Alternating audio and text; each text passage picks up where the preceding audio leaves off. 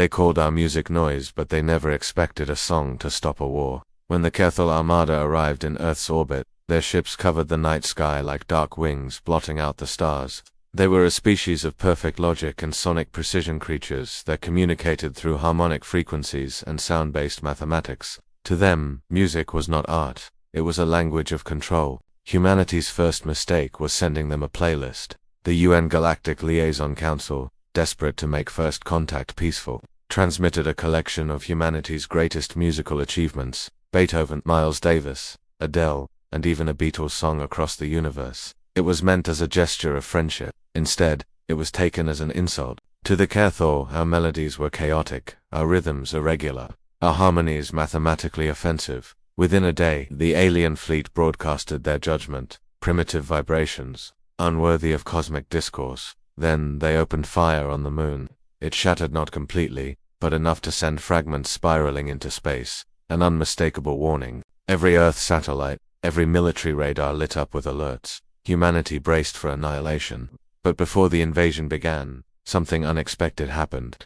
In a research vessel stationed near Saturn's rings, Dr. Elena Reyes, a xenolinguist and acoustic physicist, listened to the Kethel transmissions. She noticed something strange. Beneath their sonic commands and frequencies was emotion, subtle, but there, like undertones of sorrow wrapped in mechanical resonance. She spent nights replaying their war songs, trying to decode what the aliens were really saying.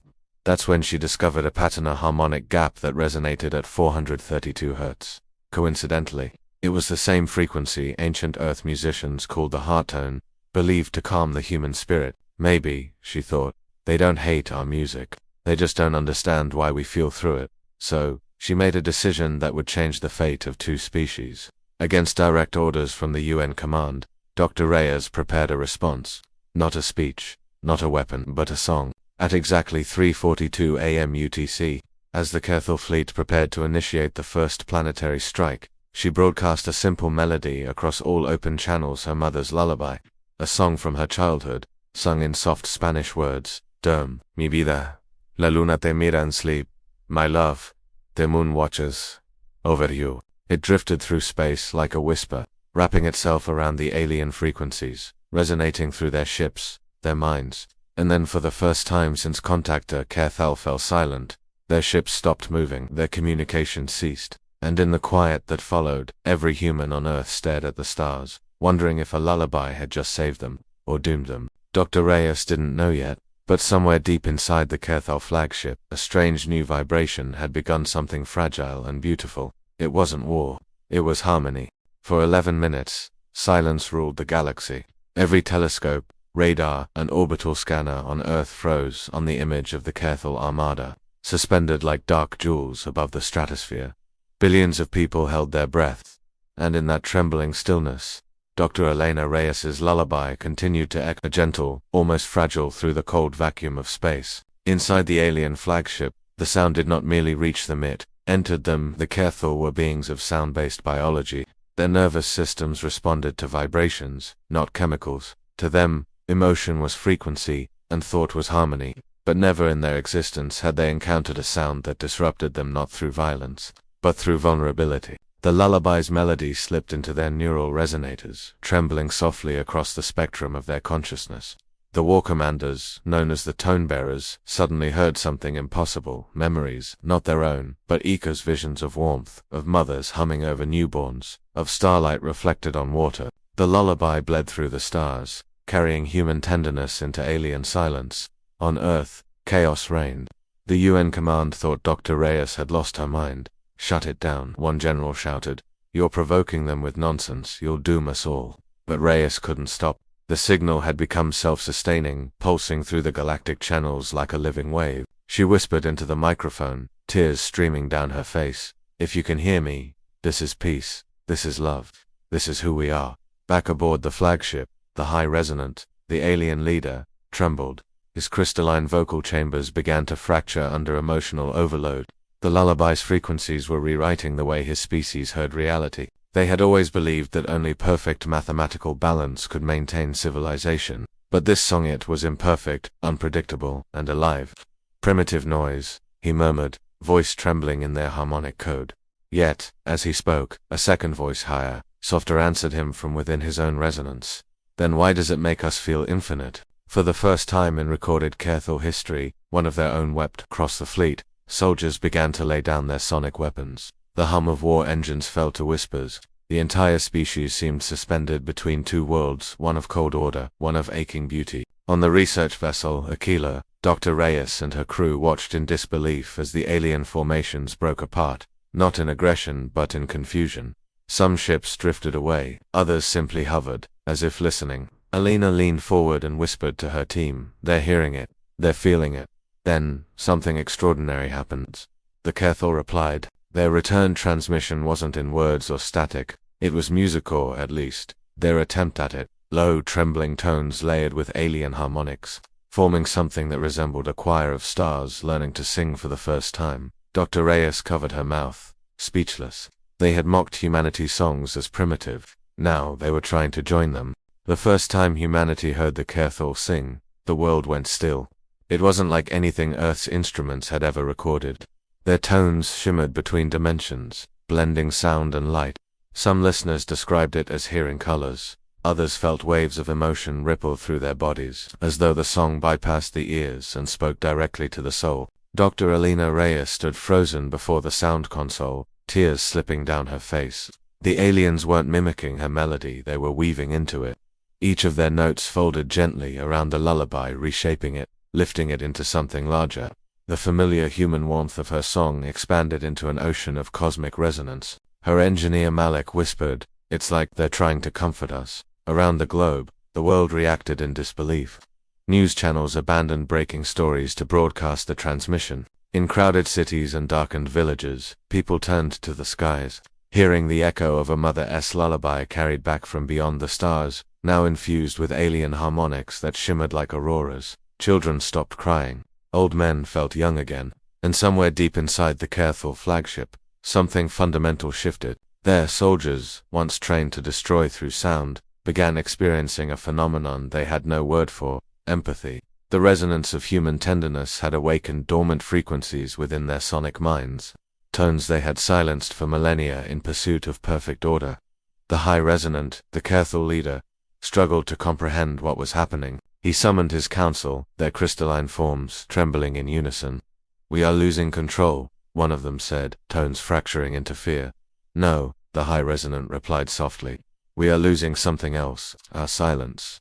He turned to the open communication channel where Dr. Reyes's song still lingered, and through a trembling harmonic pulse, he spoke his first words to humanity. "Human, why do you sing sadness to your children?" Elena stared at the waveform translator, stunned. "Sadness," she repeated. Then she smiled faintly, voice trembling. "It's not sadness," she said. "It's love. We sing so they won't feel alone in the dark." The translator hummed, converting her words into harmonic waves.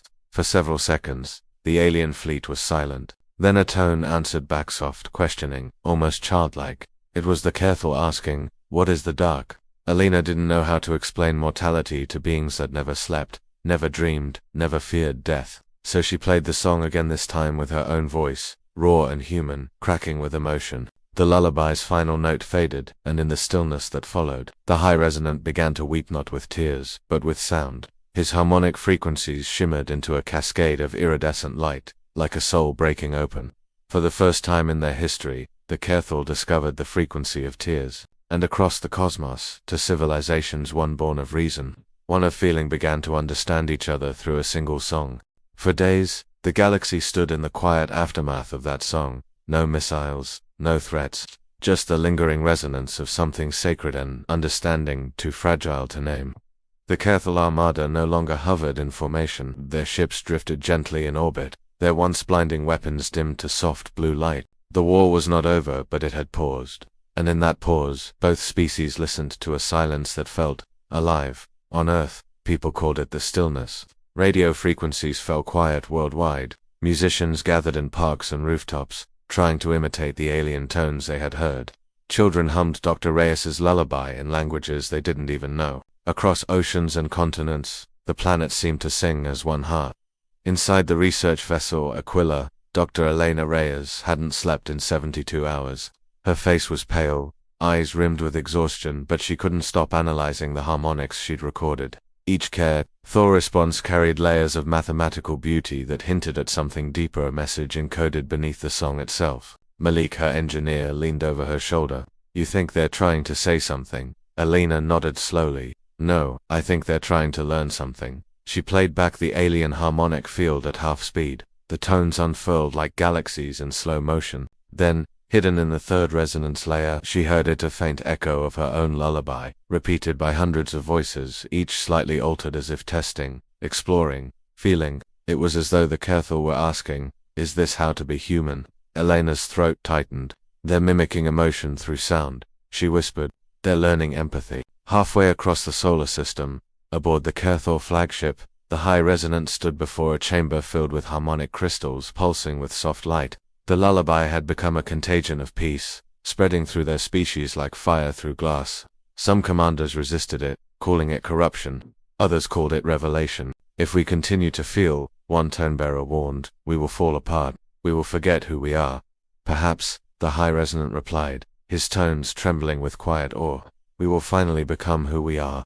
He looked at the stars beyond the viewing chamber, then spoke to his fleet. For ages, we sought control through perfect sound. But the humans have shown us imperfection that breathes. Their noise contains truth.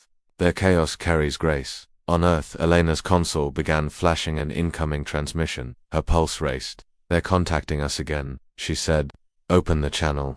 The voice that emerged was both alien and heartbreakingly familiar, trembling blend of mechanical tone and human cadence.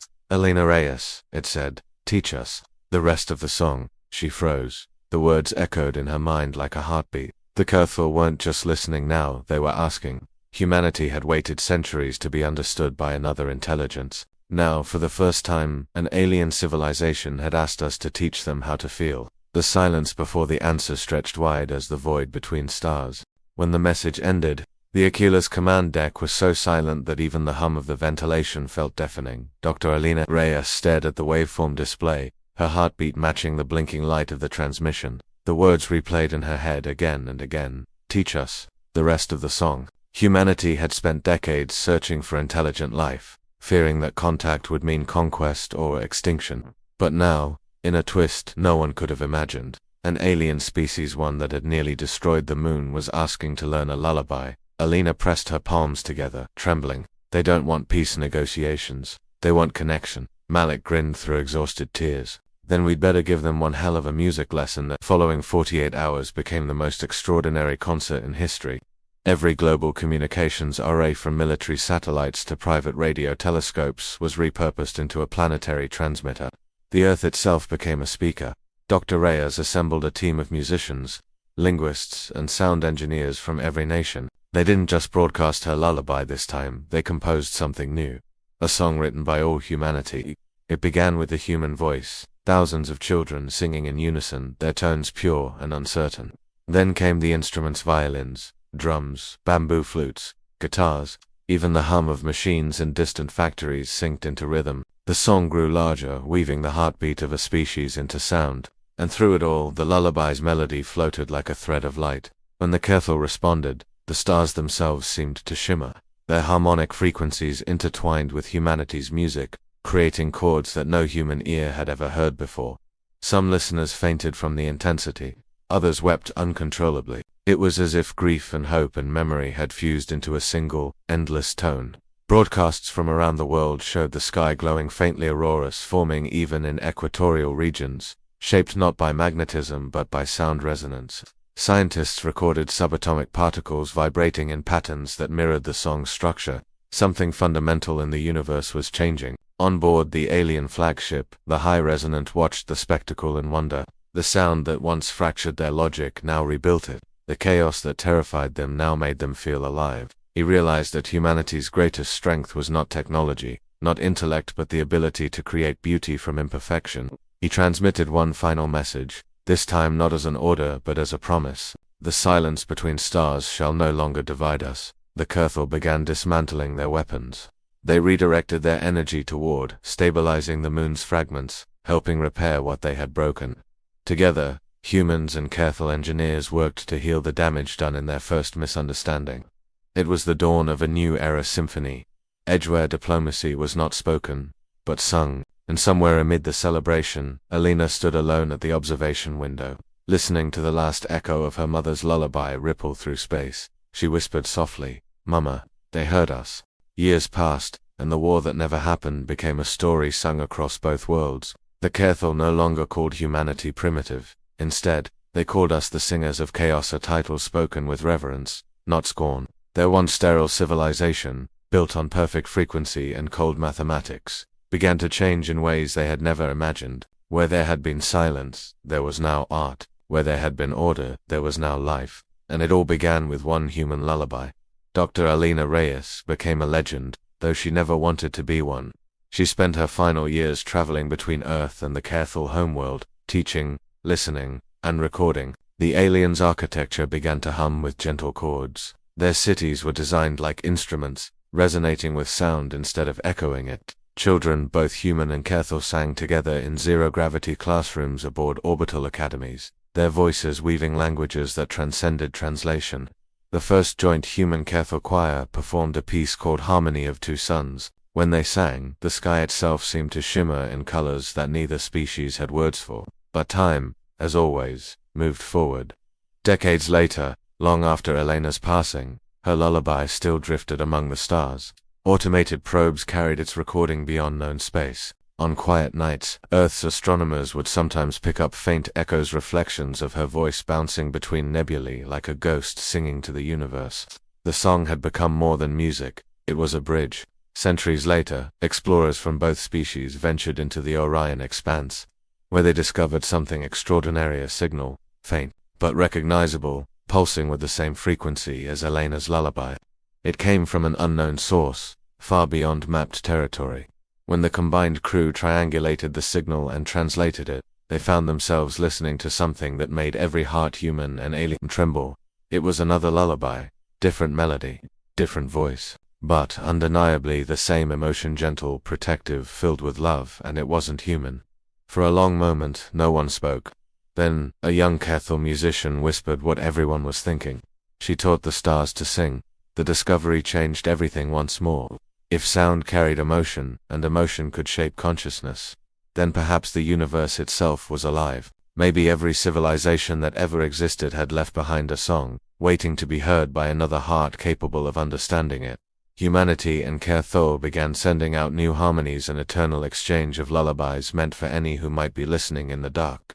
They called it the Resonance Project, a cosmic choir that would never end. And somewhere, beyond all maps, in the quiet ocean of space, a soft voice still drifts through the void. Duerme, may be the La Luna te mira sleep. My love, the moon, watches over you. The song that once stopped a war now travels between galaxies, carrying a single truth written in every note, that even in the coldest silence, love will always find its echo.